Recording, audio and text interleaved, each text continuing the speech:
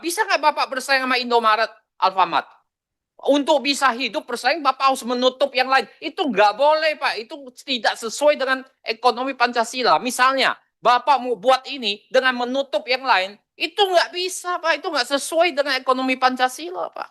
Kalau kita bandingkan dengan minimarket modern, dalam satu kabupaten, Pak, itu hanya satu mobil box. Dia berkeliling aja tiap hari untuk memasok semua. Sedangkan kita luar biasa nih. Satu gerai, satu desa, satu mobil truk, satu mobil pickup, satu motor roda 3. Ini untuk apa? Apa core kompetensinya? Prahalat dan Gary Hammer mengatakan bahwa harus ada core kompetensi. Kompetensi inti. Apa kompetensi? Kalau cuma ngambil barang dari Indomarko, kemudian ditaruh, besok dipulangin lagi. Wah, ini mah kacau model bisnisnya, udah nggak benar. Bapak, bagaimana Bapak bisa bersaing dengan Alfamart dan Indomaret kalau Bapak model bisnisnya kayak gini? Sampai sekarang ini belum ketemu, Pak. Saya nggak lihat jelas model bisnisnya seperti apa. Bapak tahu nggak berapa SKU yang dijual oleh Indomaret dan Alfamart? 4.500 sampai 6.000. Bapak bisa berapa kalau hanya jual barang-barang BUMN? Sedikit sekali, 600, 400. Mereka 4.500 sampai 6.000. Kalau masyarakat datang apa hanya beli beras, beli gas? Tidak, Pak. Beli yang lain-lain. Ciki, snack, semua, Pak, dia beli, Pak. Bagaimana Bapak menuju ke level yang sama? Ini tugas Kementerian Koperasi, model bisnis. Itu. Kalau Bapak nggak jelas, nanti Pak Kanang, Pak. Dia jagoan, Pak, soal-soal gini. Ya. Jadi, menuju ke sana roadmap-nya bagaimana? Ini belum lihat oleh saya. Belum kelihatan nih roadmap menuju ke sana. Untuk menciptakan keunggulan bersaing yang sustainable. Kalau kita bikin bisnis, harus model bisnisnya, Pak. The sustainable, Pak. Ini nggak kelihatan sama sekali. Nah, ini yang kita harapkan ke depan. Dibantu oleh Komisi 6, kita bisa bantu, Pak. Bapak jangan malu ngomong sama kami. Ini banyak ahli-ahli model bisnis di sini. Model apa aja, model bisnis, model politik, semua jago-jago di sini, Pak. Bapak minta bantu, kan teman kita semua, Pak. Jadi jangan diam. Gitu. Nah, ini yang saya harapkan. Coba, bisa nggak Bapak bersaing sama Indomaret, Alfamart? Untuk bisa hidup bersaing, Bapak harus menutup yang lain. Itu nggak boleh, Pak. Itu tidak sesuai dengan ekonomi Pancasila. Misalnya, Bapak mau buat ini dengan menutup yang lain, itu nggak bisa, Pak. Itu nggak sesuai dengan ekonomi Pancasila, Pak. Bapak harus bisa bersaing. Nah, menciptakan bisa bersaing, punya keunggulan bisnis, itu yang Bapak harus punya. Itu yang saya harapkan dari Kementerian Koperasi. Nah, ini saya ingin lihat roadmap-nya juga bagaimana. Saya ingin lihat ke depan, ya, nanti kita diskusi lebih lanjut. Saya pikir dari saya 4-5 poin itu, Pak Menteri, ya ini hanya sebagai teman, Pak. Benar-benar karena saya cinta Kementerian Koperasi ini soku guru, Pak. Pasal 33, ya, dari dulu sampai sekarang nggak ada yang hidup, Pak. Ya, nggak hidup-hidup ini Kementerian Koperasi. Yang punya daya saing itu 23%, hampir 77%. Keunggulan bersaing koperasi itu nggak punya keunggulan bersaing. Bapak Ibu semua. Jadi coba nanti buat indeks competitiveness koperasi. Ya, kok saingnya lemah sekali. Nah, ini tugas Pak Ferry. Dan saya yakin Pak Ferry bisa. Terima kasih, Merdeka. Anggaran yang digunakan total 3 miliar ini sudah 1,6 itu digunakan untuk membangun gerai. Sedangkan desa harus menyiapkan lahan ready. Ada urukannya desa dan sebagainya. Sehingga di lapangan itu kurang lebih menurut mereka ya sekitar 800-an lah. Nah, ya kemana ini 800 ini mesti apa namanya diurai karena desa berat sekarang ini dengan pemotongan-pemotongan yang ada. Nah, kemudian belum lagi mobil harus disiapkan. Ada truk, ada pickup, ada motor roda 2, roda 3. Kalau kita bandingkan dengan minimarket modern, dalam satu kabupaten, Pak, itu hanya satu mobil box. Dia berkeliling aja tiap hari untuk memasok semua. Sedangkan kita luar biasa nih. Satu gerai, satu desa, satu mobil truk, satu mobil pickup, satu motor roda 3.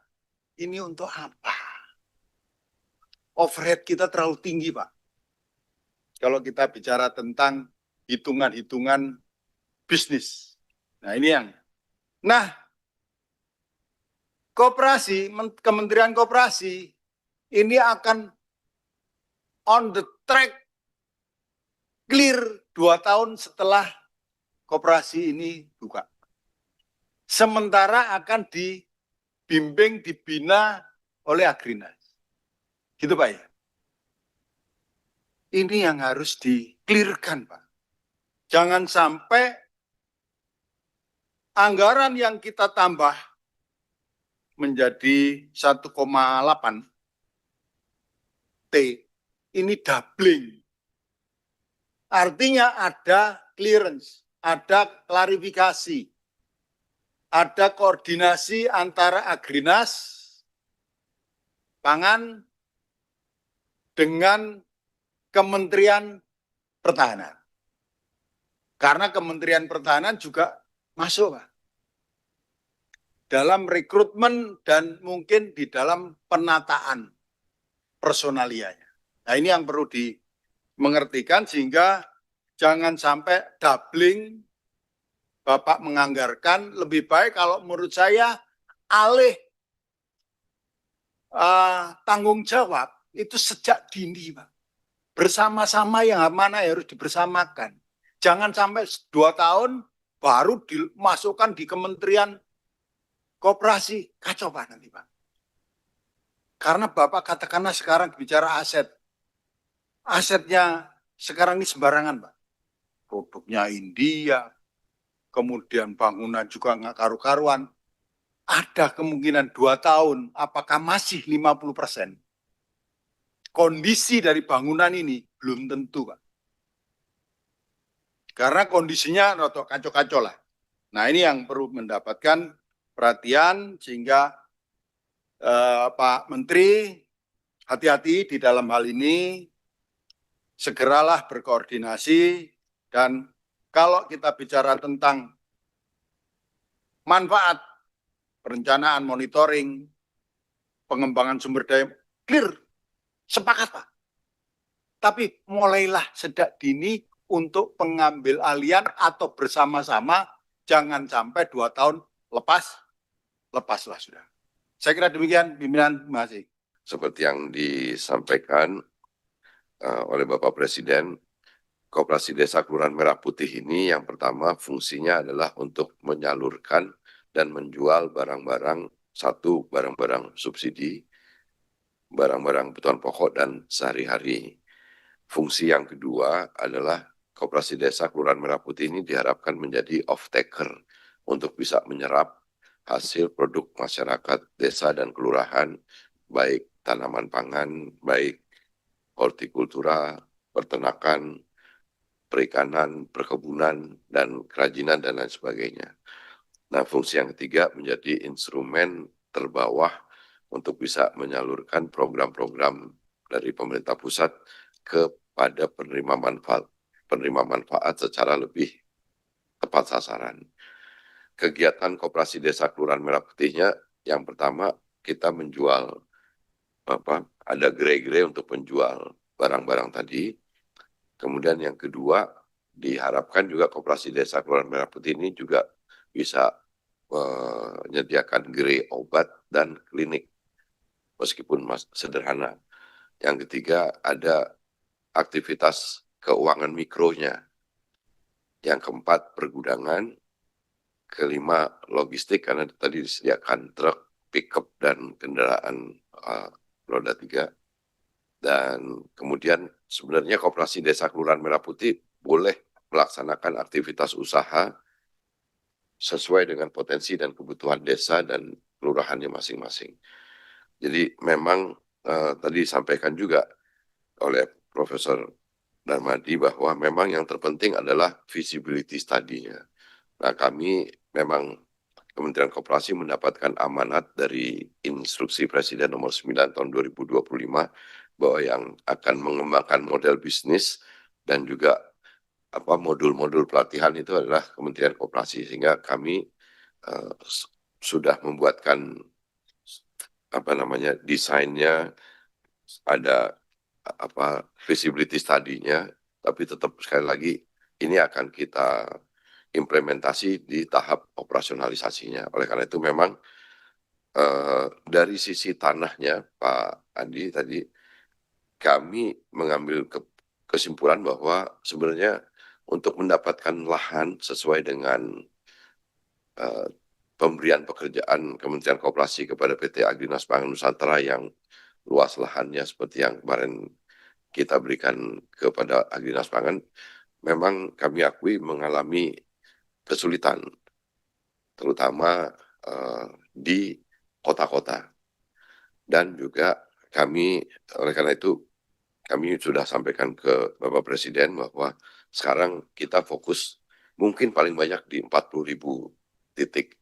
Jadi kita akan laksanakan secara bertahap, dan kami juga memandang perlu untuk dimungkinkan pembangunan fisik Koperasi Desa Kelurahan Merah Putih ini bisa mencakup dengan beberapa kondisi desa atau kelurahan yang jumlah penduduknya terlalu sedikit. Jadi itu termasuk yang kami akan pertimbangkan sekali gitu. Jadi kita nggak akan kejar ngotot di 80.000, tapi kami akan lakukan secara bertahap, dan tentu ketika operasionalisasi pendekatannya juga harus menjadi kualitatif. Saya setuju memang visibility study-nya yang akan menjadi poin penting untuk di tahap operasionalisasi ini. Kemudian kita juga setuju Pak, kemarin kami rapat di kantor Menko Pangan untuk mulai dilakukan proses verifikasi dan validasi, karena di dalam Instruksi Presiden nomor 17 tahun 2025 tentang pembangunan fisik gudang gede dan alat kelengkapannya, karena itu meliputi juga ada BPKP, ada Kejaksaan, ada Kementerian Pekerjaan Umum dan lain sebagainya. Ini sedang mulai dilaksanakan proses verifikasi, validasi, termasuk juga nanti setelah terima pembangunan gedung-gedung Koperasi Desa Kelurahan Merah Putih itu. Indikatornya adalah yang pasti harga barangnya harus lebih murah.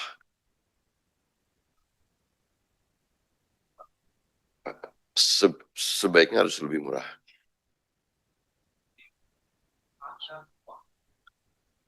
Ya, yang terutama yang barang-barang subsidi. Yang subsidi jadi